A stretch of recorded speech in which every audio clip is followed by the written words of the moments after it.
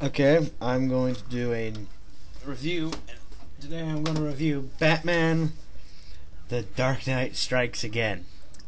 Now, just so people know, I don't plan on reviewing Dark Knight Returns or even Watchmen, so don't ask. But didn't say anything about reviewing this. This I got, this was the second comic I ever got. I got this in Dark Knight Returns the same day.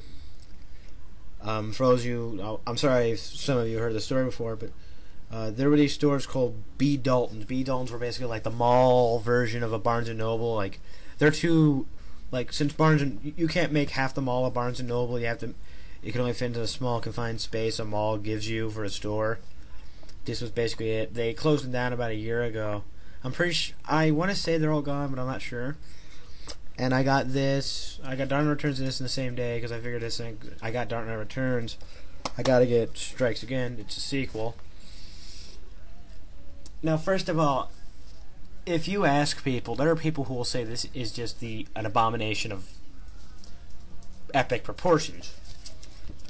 I mean, people will say that about Frank Miller today.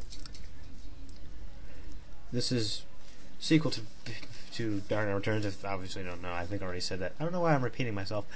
This, I'm just gonna kind of get this out of the way. I enjoyed this. When I first read it, I enjoyed it. I've reread it, well, a few times since I've gotten it. I've read it about total 5 times. I don't reread things constantly, but I still enjoyed this. Now, the story continues from, it's a little dense, so I'm gonna have to kind of slim it down. Well, as you don't know, many people think Bruce Wayne is dead from Returns. Sorry if I'm spoiling for you, but I've spoiled everything. And you start with this news thing, and Jimmy Olsen arguing with the president, and all that jazz. And you see a savage man fighting weird creatures. Turns out it's Ray Palmer, the Atom, who's been stuck in a petri dish. Carrie Kelly, who is Catgirl in here, who was Robin in Dark Knight Returns, for those you weren't aware. She saves him. This results in Superman going, "Why is Bruce doing this? We had a deal," which I'm not completely sure what he means. See all the news stuff, it's like, oh, vigilantes are evil, blah, blah, blah. You see Carrie gathering the Bat Boys, or who were the mutants originally. They were now become Bat soldiers of sorts.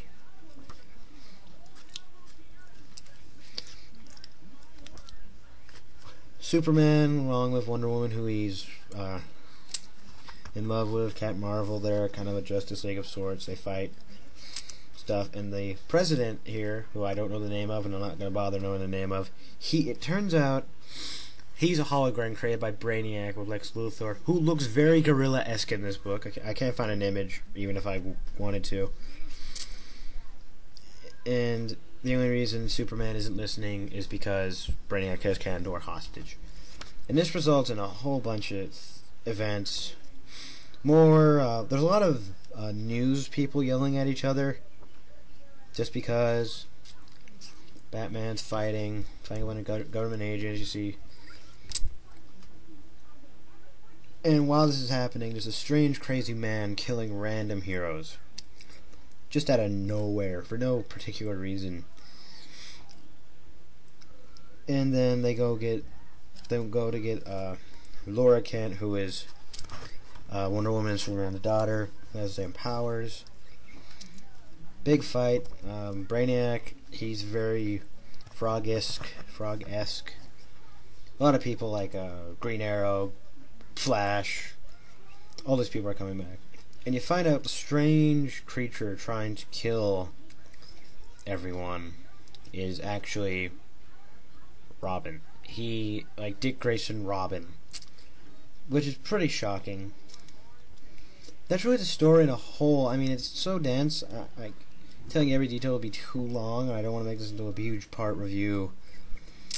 Now, This book, I'll admit, isn't as great as Dark Knight Returns. Dark Knight Returns has this just it's just great all on its own. This is a little silly. It's $20. It's pretty thick.